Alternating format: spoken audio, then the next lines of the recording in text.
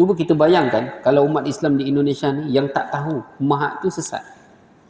Kalau orang yang tahu tak apa. Kalau orang tak tahu, mai datang duduk belajar dekat situ, kan? Lepas itu terpengaruh dengan ajaran sesat. Kalau negara kita, alhamdulillah, bila ada ajaran sesat dibenderas dengan cepat, kan? Kalau di sana, kan? Jadi bagus juga khutbah tu dibaca, kan, supaya orang tahu. Makna dia kalau nak sama belajar dekat Indonesia ni, tengok dulu tempat mana kena apa, baguslah bila ada khutbah seperti ni. Makna dia kalau orang nak sama belajar agama dekat Indonesia, dia kena tabayun dulu. Maksudnya tabayun, jangan pakai pergi je. Tabayun tempat pengajian ni macam mana. Jangan pula main belajar lepas tu balik buat ajaran yang pelik-pelik pula, ajaran sesat, kan. Jadi kena tabayun, pastikan dulu, tengok dulu. Di situ sebut Mahat Zaitun tu, kan. Masya-Allah. Assalamualaikum warahmatullahi wabarakatuh. Bismillahirrahmanirrahim. Alhamdulillahi rabbil alamin. Wa bihi nasta'in ala umuri dunya waddin. Allahumma salli wa sallim wa barik ala sayyidina Muhammad wa ala alihi wa sahbihi ajma'in. Subhanaka la ilma lana illa ma 'allamtana innaka antal alimul hakim. Rabbi shrah li sadri wa yassirni amri wahlul 'uqdatam min lisani yafqahu qawli. Rabbi yassir wa la tu'assir wa tammim bil khair. Ya Fattah, Ya Alim, wa bika nasta'in. Rabbi zidni ilma warzuqni fahma. Allahumma ja'alna minal ladzina yastami'una al-qawla fayattabi'una ahsanah.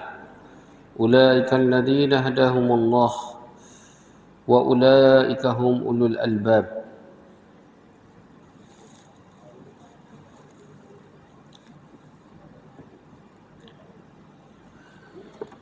Jadi alhamdulillah muslimin dan muslimat yang dirahmati oleh Allah Subhanahu wa taala, marilah kita bersama-sama merafakkan syukur kepada Allah Subhanahu wa taala kerana kita masih lagi diberi berbagai-bagai nikmat oleh Allah Subhanahu wa taala.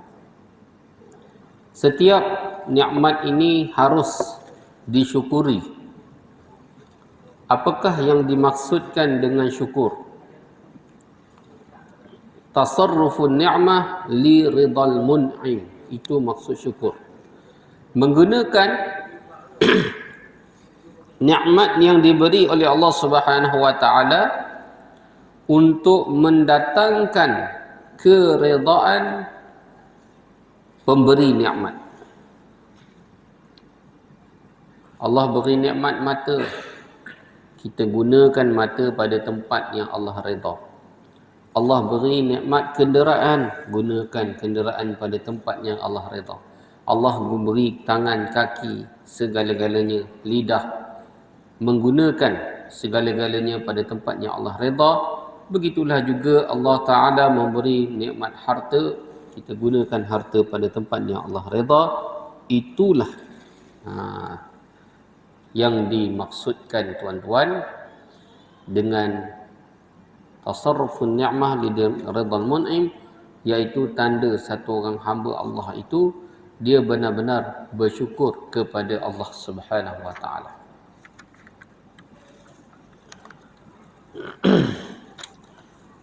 Jadi pada hari ini saya sambung lagi kuliah kita pada 2 minggu lepas. Satu tajuk yang menarik yang kita akan kupaskan, yang ke hadis yang ke 247 kurungan 50, mujaddid yang datang setiap 100 tahun. Wa anhu ay wa an Abi Hurairah radhiyallahu anhu fi ma a'lamu an Rasulillah sallallahu alaihi wasallam, inna Allah azza wa jal yab'atsu li hadhil ummah ala ra'si kulli mi'ati sanah man yujaddidu laha dinaha.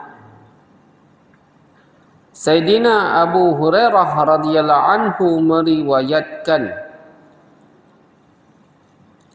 yaitu mengikut apa yang aku ketahui bahawa rasanya Rasulullah sallallahu alaihi wasallam bersabda. Jadi hadis ni adalah merupakan berita gembira lah untuk umat ini. Sesungguhnya Allah SWT akan mengutus, akan menghantar,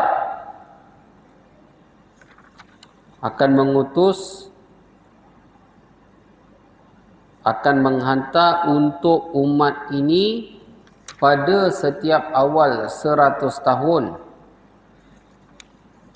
Iaitu Allah akan mengutuskan orang yang akan memperbaharui semula apa yang hilang daripada agama mereka yang asal. Jadi setiap 100 tahun akan muncullah satu individu ataupun jemaah yang akan berusaha untuk menghidupkan agama. Untuk menghidupkan agama. Lepas tu habis 100 tahun, agama ni makin lemah, kuih lemah, maka Allah Ta'ala akan hantar lagi.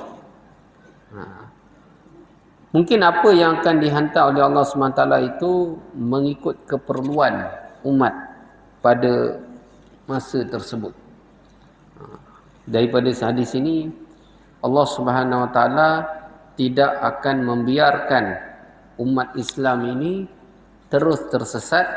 Kenapa? Kerana pasti ada orang-orang yang akan memimpin dan membimbing ummah kepada jalan yang benar, kepada jalan yang lurus. Setiap zaman, setiap masa pasti akan ada. Allah tak akan biarkan umat ini terus hanyut, tidak. Kecuali kalau mereka yang hanyut itu atas pilihan mereka sendiri. Mana dia tahu dah mana betul mana tak betul, tapi sebab ikut nafsu, itu masalah lain lah. Tapi kalau nak kata umat ni terkapai-kapai, tak ada orang nak memberi bimbingan tu, tak adalah sampai tahap macam tu. Sentiasa ada golongan-golongan yang akan memimpin, membimbing ummah di atas jalan yang lurus, mengikut manhaj, mengikut sunnah, mengikut tarbiyah, seperti mana tarbiyah Rasulullah sallallahu alaihi wasallam ke atas para sahabat, ataupun tarbiyah sahabat ke atas tabi'in, ataupun tabi'in ke atas tabi'in. Dia mesti ada persamaan kepada salah satu daripada 3 kurun. Sebab di dalam satu hadis yang lain disebutkan khairul quruni qarni summal ladina yalunahum summal ladina yalunahum. Sebaik-baik kurun adalah kurun aku. Kenapa? Di dalam kurun Nabi sallallahu alaihi wasallam umat mengamalkan keseluruhan sunnah Nabi sallallahu alaihi wasallam, daripada sebesar-besar sunnah sehingga sekecil-kecil sunnah. Maka majoriti umat seperti itu. Maka Rasulullah bersabda, kurun aku kurun yang paling terbaik. Bahkan kurun yang terbaik sepanjang wujudnya anak Adam. Kan? Kurun terbaik sepanjang wujudnya anak Adam, kurun aku. Kurun yang paling terbaik. Setelah itu kurun yang kedua, 100 tahun yang kedua. Dan setelah itu 100 tahun yang ketiga. Jadi, dan setelah 100 tahun yang ketiga, Rasulullah SAW sudah tidak menyebutkan lagi. Nabi tak sebut dah. Maka kurun-kurun yang selepas daripada 300 tahun ini, mereka perlu mencontohi sekurang-kurangnya kurun yang ketiga. Kalau boleh lebih baik lagi, contohilah kurun yang kedua. Kalau yang paling terbaik, contohilah kurun yang pertama, kurun Rasulullah sallallahu alaihi wasallam. Jadi kurun Nabi, apa bezanya kurun Nabi, kurun kedua dan kurun ketiga? Sebagian ulama telah mengkaji amalan-amalan yang disebut dalam 100 tahun pertama, 100 tahun kedua, 100 tahun ketiga. Maka ulama dia telah mendapati bahawasanya 100 tahun yang pertama ni adalah kurun manhaj nubuwah. Kurun yang mana umat akan mengamalkan agama mengikut manhaj nubuwah. Manhaj nubuwah ni ialah manhaj yang paling terbaik. Kerana manhaj nubuwah, mereka telah bersama-sama dan membantu Rasulullah sallallahu alaihi wasallam di dalam urusan menyebarkan Islam bersama Nabi. Dan sudah pasti tidak ada amalan yang lebih baik daripada amalan ini. Kurun umat Islam, para sahabat berkorban untuk agama, untuk Islam. Sudah pasti itu yang terbaik. Pengorbanan itu pada ketika umat menentang, tetapi asbab pengorbanan mereka, agama Islam itu telah ditinggikan dan telah menjadi tersebar, dan Islam telah tunduk, telah dapat memerintah dunia, menjadi kuasa besar. Apabila Islam berjaya mengalahkan Parsi dan Rom, dua kuasa besar pada ketika itu, maka sudah tidak ada lagi kuasa dunia yang dapat mengatasi kuasa Islam pada zaman tersebut. Dan umat Islam, mereka berkuasa di dunia, tetapi mereka menjadi hamba Allah yang paling bertakwa kepada Allah Subhanahu wa taala. Jadi ini kurun yang terbaik. Kerana majoriti umat dalam kurun tu ialah mereka banyak berdakwah, mereka banyak berjihad, mereka banyak menggerakkan Islam, menyebarkan Islam, bergerak atas nama Islam. Yang tu yang terbaik. Sebab itulah tuan-tuan, golongan-golongan umat yang cuba nak mencontohi kurun yang pertama ini, tidak dinafikan mereka mencontohi kurun yang pertama itu. Tinggalkan seketika kampung, ahli keluarga, seketika untuk dakwah, untuk sebarkan Islam, untuk berjihad. Kan?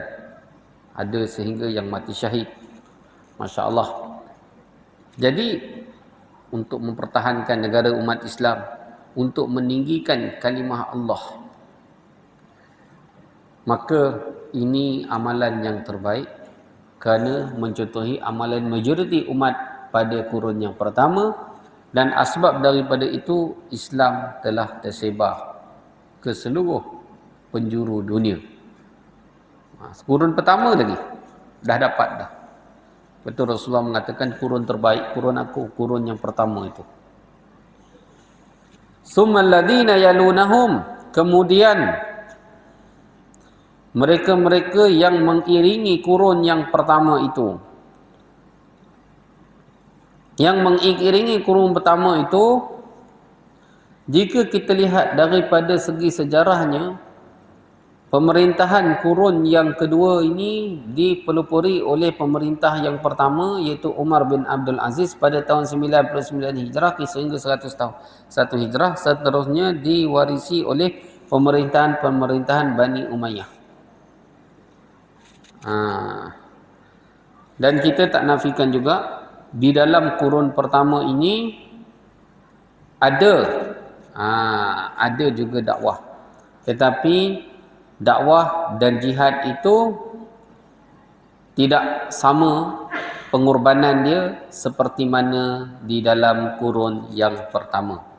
Dan pada kurun yang kedua ini kita dapat melihat bermulalah urusan untuk mengarang kitab-kitab hadis, dan juga bermulalah mazahib, masalah dalam hukum fiqah dan sebagainya. Bermulalah mazhab Imam Abu Hanifah, Maliki, Syafi'i, dan di akhir kurun yang kedua, awal kurun ketiga dah masuk. Dan Umar bin Abdul Aziz, antara sumbangan beliau kepada dunia Islam ialah beliau telah mengarahkan semua ulama dan mengarahkan semua gubernur di bawah jajahan Islam untuk memanggil semua ulama supaya mengarang kitab-kitab hadis, mengumpulkan hadis Nabi dan mengarang kitab hadis. Jadi pada kurun tersebut ilmu Islam ini telah menjadi keutamaan pada umat pada ketika itu, demi untuk menyelamatkan Islam dan agama Islam. Maka kata ulama,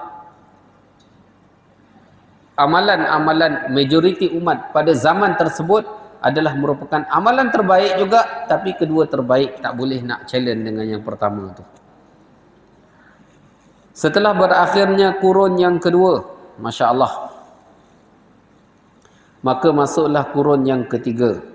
Apabila masuk kurun yang ketiga, Masya Allah, umat pada ketika itu sudah petah berkata-kata di dalam memperbahaskan masalah hadis, masalah fiqh, dan ilmu telah tersebar ke seluruh umat.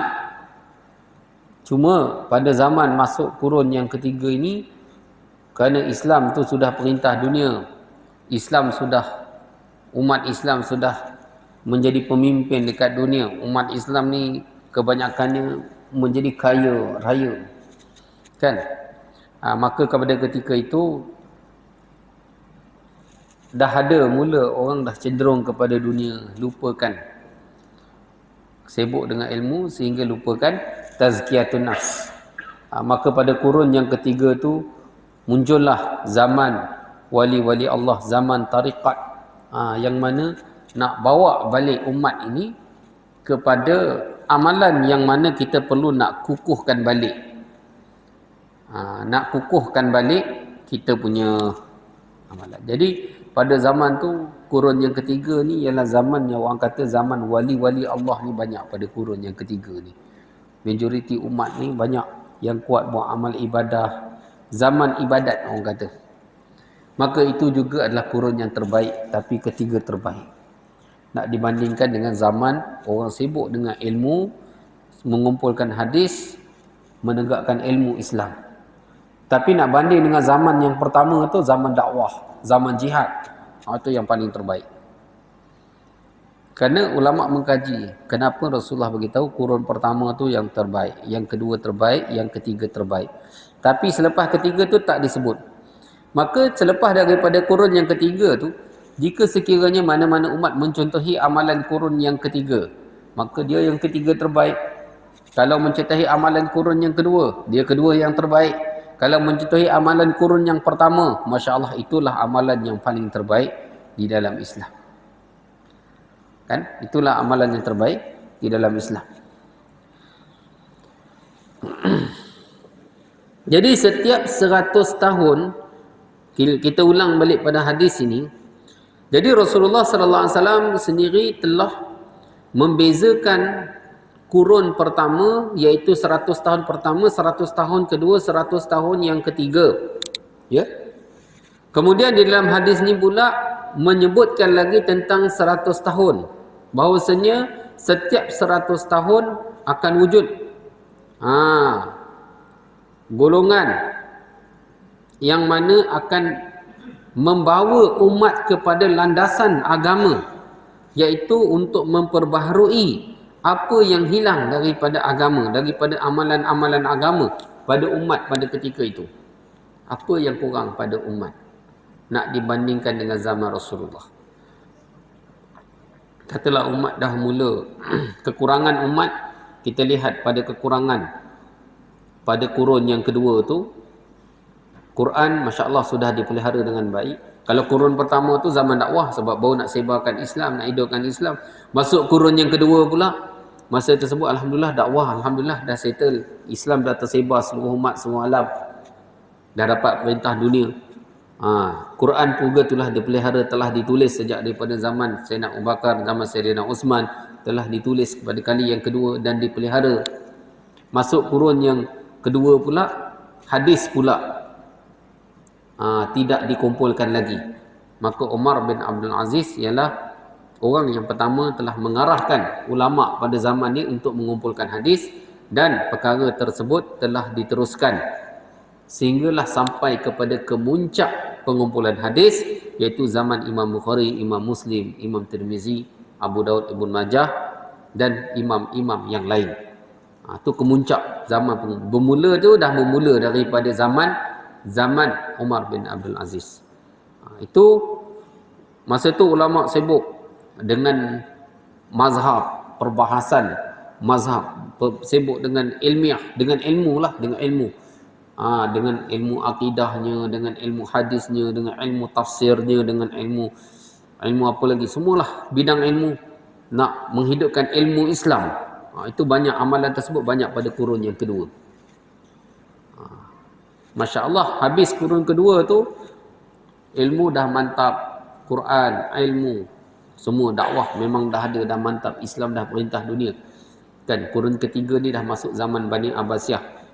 Maka pada ketika itu umat Islam ni dia dah mula lalai, dah mula banyak dah cenderung kepada dunia. Jadi pada masa tu mai pula zaman tarikat, zaman ulama-ulama tasawuf bangkit, bawa umat untuk bertawajuh, bermunajat kepada Allah, kerana keperluan umat pada ketika itu adalah tazkiyatun nafs. Pada kurun kedua, keperluan umat pada ilmiah, nak jaga ilmu tu. Yang pertama dakwah, jihad, yang pertama. Jadi oleh kerana itu Allah betullah ulama telah sepakat bahawasanya 100 tahun yang pertama, mujaddid 100 tahun yang pertama adalah Sayyidina Umar bin Abdul Aziz. Dan beliaulah juga orang yang pertama mengarahkan untuk mengumpulkan ilmu hadis, yang mana merupakan satu keperluan yang sangat penting pada zaman tersebut, pada masa tersebut. Jadi sebab itulah bila sebut tentang mujaddid setiap 100 tahun ini, ulama dia berbeza pendapat sama ada yang dimaksudkan dengan mujaddid ini mesti individu ataupun jemaah tertentu ahli sunnah wal jamaah, tetapi sifat dia, dia punya sifat dia adalah untuk menghidupkan apa yang hilang daripada amalan-amalan agama umat Islam. Apa yang kurang, apa yang hilang. Jadi mujaddid ini akan bangun, akan bangkit dan juga akan ajak umat untuk hidupkan perkara tersebut. Setiap 100 tahun akan bangkit. Ini berita gembira daripada Allah SWT. Sebab di dalam apa ni, hadis Nabi SAW, Nabi SAW menyebutkan bukan daripada diri Nabi tapi melalui wahyu daripada Allah. Juga ada disebut dalam hadis lain, la yazalu ta'ifatun min ummati qa'imatun bi amrillah, akan sentiasa ada daripada kalangan umatku golongan-golongan daripada umat aku yang akan sentiasa mendukung, menghidupkan agama Allah Subhanahu wa taala sepanjang zaman. Akan sentiasa ada. Akan sentiasa ada. Tapi yang disebut secara jelas setiap awal 100 tahun. Tapi dalam hadis yang ni pula sentiasa ada. Bukan awal setiap 100 tahun tapi sentiasa ada. Maksud dia, awal setiap 100 tahun tu ada pelopornya, pemulanya, apa keperluan untuk 100 tahun yang kurang pada umat. Kemudian akan sentiasa orang akan mendukung perkara tersebut sehinggalah habis 100 tahun, lepas tu akan lihat apa lagi keperluan, maka akan dibangkitkan lagi. Akan dibangkitkan lagi.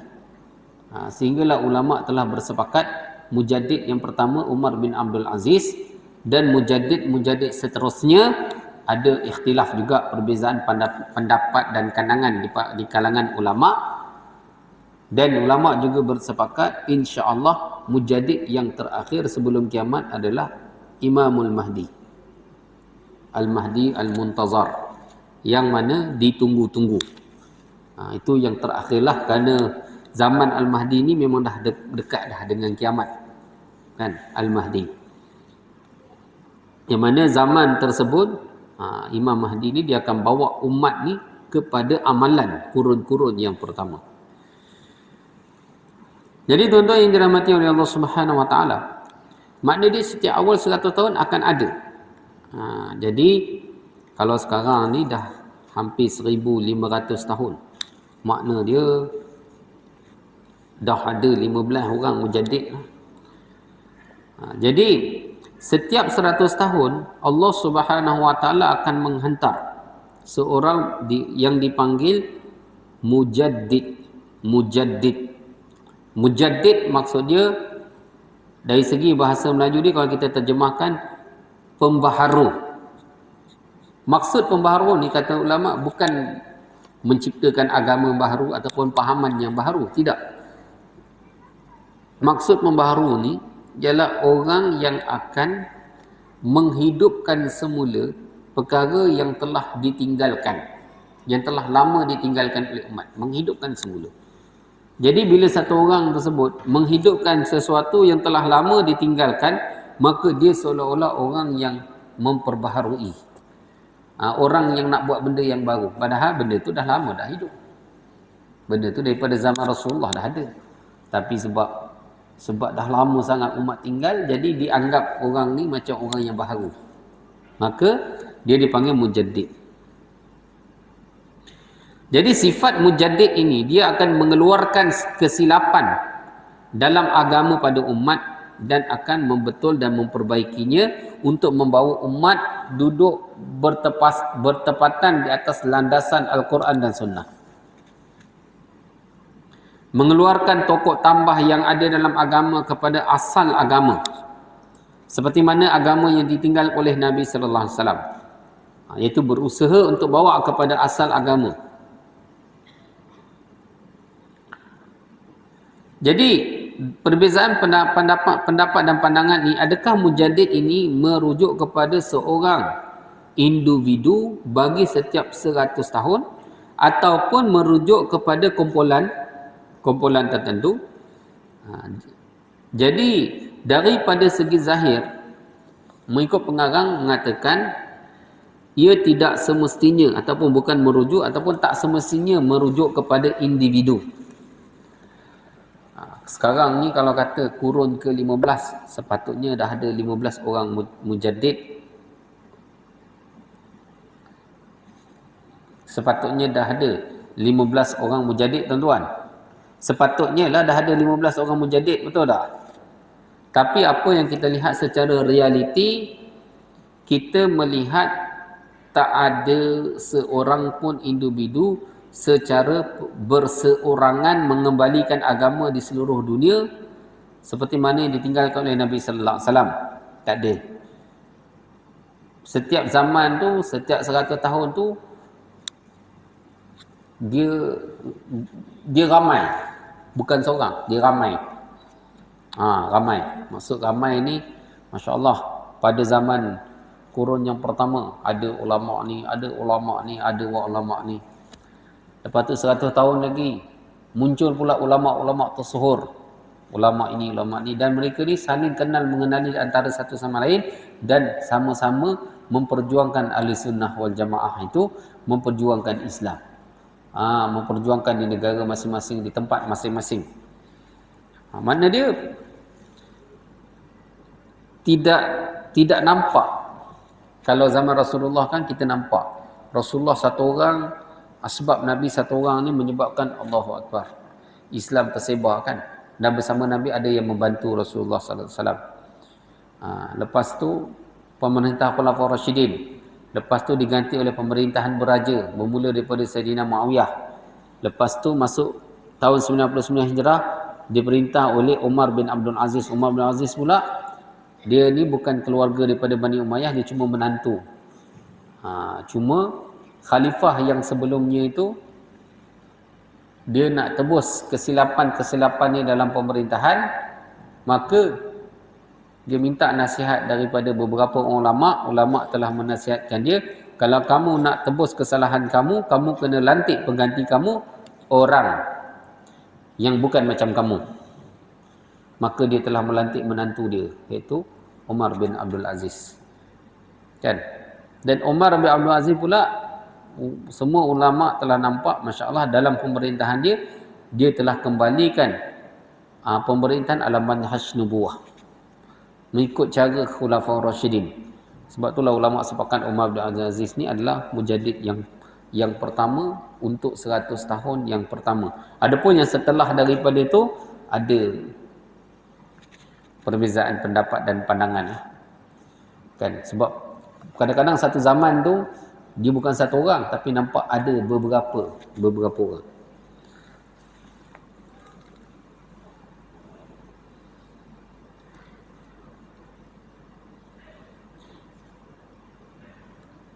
Ini bermakna bukan seorang mujaddid akan dihantar. Jadi sebab di sini dalam hadis ni kata may yujaddidu. May yujaddidu ni kalau kita lihat dalam bahasa Arab ni, orang yang akan. Dia tak adalah menyebut, walaupun dalam terjemahan tu tulis seorang lelaki, tapi kita lihat kepada asal matan dalam bahasa Arab tu, may yujaddidu laha dinaha, orang yang memperbaharuikan, menghidupkan, menyegarkan kembali agama. Bila sebut man yujaddidu tu, maksud dia bukan merujuk kepada, tak semestinya lah kepada satu orang, boleh jadi dia ramai. Ini bermakna bukan seorang mujaddid akan dihantar pada setiap satu kurun untuk seluruh dunia, bahkan di setiap tempat ataupun di setiap tabaqah amalan-amalan umat ada mujaddid yang berasingan. Mujaddid yang berasingan. Imam-imam yang berasingan. Sebab tuan-tuan yang dirahmati oleh Allah Subhanahu Wa Taala, kalau kita nak dapatkan satu orang pemimpin umat yang kita kata apa, betul-betul sempurna, umat tak dapat pemimpin yang betul-betul sempurna. Umat tak dapat. Maksud dia sempurna macam Rasulullah. Kan? Sempurna macam Khulafaur Rasyid, macam Umar bin Abdul Aziz. Ataupun sempurna macam Al-Mahdi Muntazar. Selagi mana Imam Mahdi itu tak zahir, selagi itu umat tak ada. Pemimpin tu ada. Tapi maksud saya tak sempurna ni, satu orang tu dia boleh memimpin, tapi dia hanya memimpin contohnya di peringkat kampung, di peringkat negara, negeri, ataupun dia hanya memimpin di dalam bidang-bidang tertentu. Contohnya dalam bahagian tasawuf dia memimpin, ataupun dia memimpin dalam menghidupkan ilmu-ilmu hadis, ataupun dia memimpin dalam nak menghidupkan perbahasan tentang ilmu fiqh, kan, ataupun tentang fatwa-fatwa, ataupun dia kurang dalam bahagian ilmu tapi dia memimpin dalam dakwah, menghidupkan amalan umat Islam, kan, mana dia dalam bahagian-bahagian tertentu, ataupun dia lemah dalam dakwah dan juga dalam ilmiah, tapi dia memimpin dalam, contoh dia macam politik Islam, kan. Tetapi nak cari satu orang yang mana betul-betul sempurna, boleh ikut keseluruhan sunnah Nabi sallallahu alaihi wasallam di dalam kepimpinan. Dan perlu kita ingat, sunnah Nabi dalam kepimpinan ni bukan nak memimpin satu kampung, satu negara, tak. Sunnah Nabi dalam kepimpinan ni memimpin satu dunia. Memimpin satu dunia. Jadi zaman sekarang ni nak dapat satu sosok yang mampu untuk memimpin umat seluruh dunia tu, macam kita kata tak ada. Tapi pemimpin tu ada. Tapi pemimpin di dalam tabakat-tabakat ataupun dalam bahagian-bahagian yang tertentu. Ni dalam bahagian tasawuf ni. Pada zaman ni, Masya Allah, bila kita sebut tentang pemimpin kita dalam membaca Al-Quran, siapa dia? Kita tengok, siapa dia ulama yang tersohor dalam bahagian bacaan Al-Quran? Syekh Quraib Ar-Rajih, Masya Allah. Jadi dia pemimpin dalam bahagian membaca bacaan Al-Quran, memelihara Al-Quran kan. Lepas tu kita lihat pula daripada sudut yang lain, pemimpin di dalam ilmu bahagian hadis pula. Siapa dia? Masya Allah, dalam seluruh dunia ada ulama-ulama hadis kan yang terkenal, masyhur, Masya Allah. Ulama yang memimpin di dalam bahagian fatwa umat Islam. Maka siapa dia? Naiklah nama kan, seperti Syekh Ali Jumaah dan sebagainya, Yusuf Qardawi ke apa. Jadi ada, tapi dia memimpin dalam bahagian kan, ataupun dalam politik Islam, ataupun dalam apa-apa, tapi dia memimpin hanya dalam satu, ataupun dalam bidang tasawuf kan. Ada syekh tasawuf. Sedangkan semua ni kalau digabungkan, dia adalah merupakan sebahagian daripada Islam. Ataupun dalam dakwah kan, dalam dakwah memimpin dalam menghidupkan dakwah, umat kembali kepada Allah, hidupkan masjid, amal-amal masjid kan. Daripada jemaah tabligh Syekh Maulana Sa'ad sekarang ni memimpin kan. Jadi makna dia ada. Jadi nak dapat satu sosok yang mana dia memimpin, dia boleh membawa umat, dalam ni ada kesemuanya. Faham tak?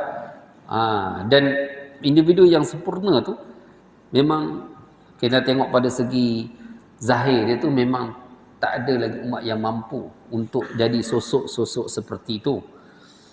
Jadi inilah dikatakan, mengikut pendapat pengarang, mengatakan tidak semestinya satu orang mujadid, satu sosok memimpin seluruh dunia. Bahkan kemungkinan setiap tempat itu ada mujadid yang berasingan. Boleh jadi dia ramai, memerlukan gembeling tenaga yang ramai. Di setiap tempat wujud ulama-ulama yang akan mengembalikan agama, menghidupkan agama kepada asalnya agama, yang akan dakwahkan agama, hidupkan agama di tempat itu, akan wujud. Maka dia telah mujadid di tempat itu lah. Di tempat lain ada orang lain juga yang mana memperjuangkan perkara yang sama kan. Sebab tersebarnya agama selepas tabi'in dan tabi'in ialah ulama. Yang menyebarkan agama ialah ulama. Mereka yang ada kalangan mereka yang telah bergerak seluruh dunia, dan asbab daripada mereka jugalah agama Islam sampai ke tanah Melayu ni kan. Jadi adakah mereka tu mujadid? Ya, mereka tu pun termasuk dalam mujadid lah kan. Tapi di bahagian sini, korban mujahadah mereka. Jadi ittifaq ulama, walau bagaimanapun ulama bersepakat dan berittifaq. Mujadid pertama ialah Hadrat Sayyidina Umar bin Abdul Aziz. Yang ni memang ulama sepakat, umat semua setuju. Adapun yang selepas tu ada perbezaan pendapat dan perbezaan pandangan pendapat lah. Tapi Umar bin Abdul Aziz yang menjadi khalifah pada tahun 99 Hijrah sehingga 101 Hijrah, tepat pada 100 tahun yang pertama, maka beliau dianggap secara ittifaq ulama, ijma' ulama, bahawasanya mujadid yang pertama. Kalau kita lihat di benua Hind, ulama yang dianggap sebagai mujadid yang masyhur iaitu Syekh Ahmad Sir Hindi, yang dikenali sebagai Mujaba Al-Fusani. Kerana beliau memimpin juga umat Islam di sana pada 1000 tahun, masuk 1000 tahun yang kedua, 1000 tahun hijrah lah. Zaman beliau ni lebih kurang 400 tahun lebih yang lepas. Sekarang 1445 kan, 400 tahun lebih yang lepas zaman beliau. India Pakistan ulama mengatakan bahawa Hakimul Ummah Maulana Syekh Ashraf Ali Tanwi, yang mana beliau juga digelar Hakimul Ummah, beliau juga dianggap sebagai mujaddid, yang mana dia menjadi orang yang menjadi pakar rujuk di India dan Pakistan pada zaman beliau. Pada masa itu sebelum merdeka, maka India dan Pakistan ni satu negara. Bila dah berlakunya penjajahan British, maka dia pecah dua. Dia pecah dua. Asalnya Pakistan tu masuk dalam India, lepas tu dia pecah. Kemudian Syekh Maulana Ilyas dikenali sedunia atas usaha beliau menghidupkan menghidupkan dakwah, yang mana usaha dakwah tabligh ni bergerak seluruh dunia. Jadi dia juga dianggap sebagai salah seorang mujaddid. Di Malaysia juga ada mujaddid-mujaddid yang mengembalikan agama untuk membawa agama pada landasan yang asal. Seperti apa kita kenal Syekh Muhammad Yusuf bin Ahmad, atau lebih dikenali dengan nama Tok Kenali. Mujaddid dekat Malaysia ada. Dilihat Tok Kenali kan, menghidupkan pengajian ilmu di pondok-pondok, guru kepada tok-tok guru di seluruh pondok di tanah Melayu ni kan. Tok Kenali, orang panggil dia Tok Kenali. Setelah habis kembali belajar 15-20 tahun di Mekah, beliau telah kembali ke tanah Melayu, menghidupkan pengajian dan memurnikan kembali amalan-amalan agama dalam masyarakat umat Islam dekat tanah Melayu kan, pada zaman dia. Masya-Allah. Itu mujaddid nak datang menghidupkan, memperbaharui agama. Begitu juga Tok Janggut Haji Muhammad Hassan bin Munas yang belajar agama di Mekah, kembali datang ke Malaysia menghidupkan pondok, tok guru pondok. Dan bila masuk pada zaman penjajah Inggeris, maka beliau telah melancarkan jihad untuk menentang penjajah. Termasuk juga mat kilau dan sebagainya. Jadi kalau kita mengatakan mengikut pendapat pengarang yang mengatakan mujaddid itu tidak semestinya satu individu, boleh jadi dia bilangan yang ramai kan. Mana kata setiap zaman ni ada, setiap 100 tahun ada yang akan menghidupkan kembali, nak membangunkan kembali, nak memurnikan kembali agama, nak menyegarkan kembali. Maka bolehlah kita mengatakan semua sosok-sosok yang disebut tadi sebagai termasuk di dalam mujaddid kan. Tapi mujaddid kecil lah, mujaddid yang di tempat masing-masing, di kawasan masing-masing, di negeri ataupun di negara masing-masing. Masya Allah. Jadi kalau kita kata di tempat itu, maka sosok tersebut dikenali sebagai orang mujaddid yang menghidupkan agama tempat itu. Tapi kalau kita pergi ke tempat lain, ada juga sosok yang lain yang menghidupkan agama di tempat lain. Jadi sebab itu telah wujud satu usaha dakwah yang bergerak di seluruh dunia, yang mana membawa umat kepada tahrikul iman, iaitu usaha yang asas membina iman. Kenapa tuan-tuan? Kerana pokok yang asas bagi umat, masalah asas bagi umat adalah masalah iman. Kalau kita kembali balik, kenapa ramai orang tak datang sembahyang? Ramai orang tak pandai solat.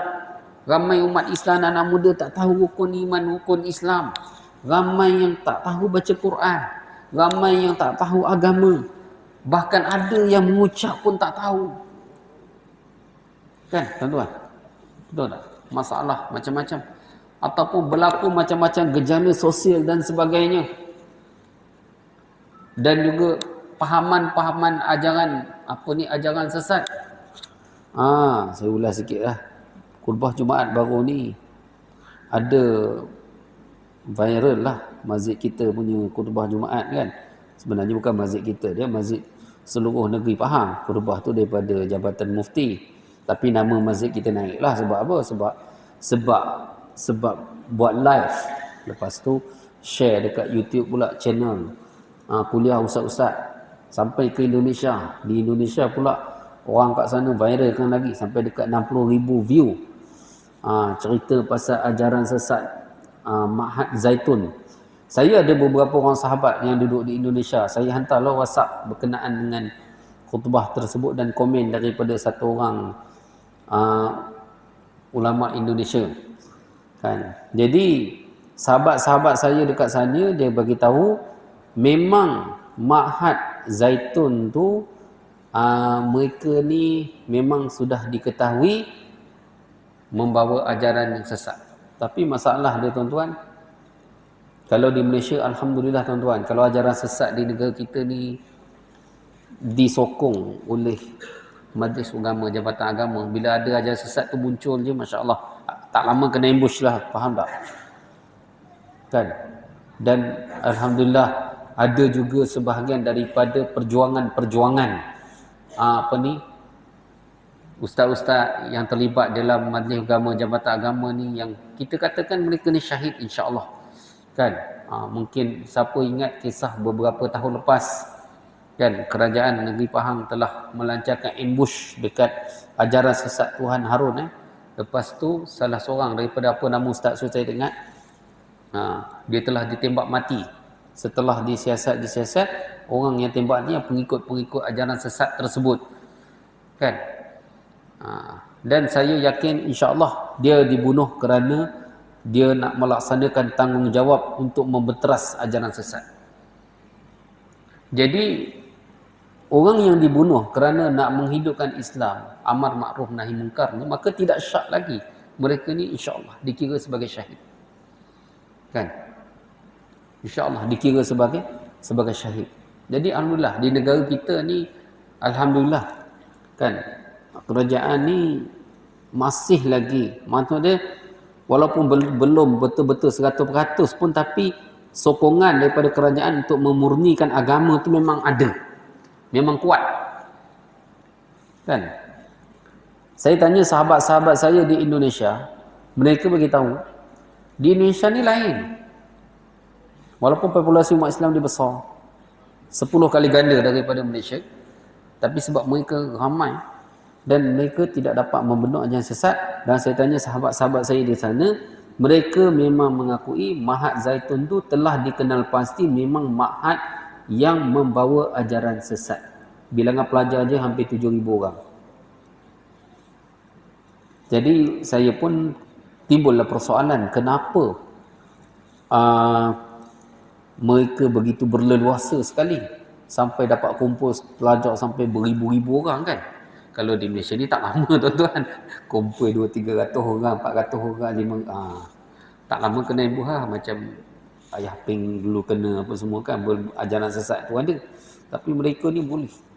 Rupa-rupanya sahabat saya bagi tahu mereka disokong oleh Islam liberal. Dan juga kenalan saya di sana juga bagi tahu mereka juga dilindungi oleh beberapa pemimpin-pemimpin negara, tapi tidak disebut nama je lah. Maknanya dia, saya tak tahu dilindungi itu sebab apa, sebab rasuah ke sebab apa, kita tak tahulah, kita tak mau masuk campur. Tapi komen-komen orang yang sana, mereka lebih tahu. Mereka kata memang dah lama dah orang dah tahu dah kat sana itu memang sesat, Ma'had yang ajar ajaran sesat, orang tahu dah. Tapi tak boleh buat apa, mereka kuat. Sebab apa? Mungkin ada orang-orang yang ada kuasa, ada pengaruh ni yang jaga mereka, kan.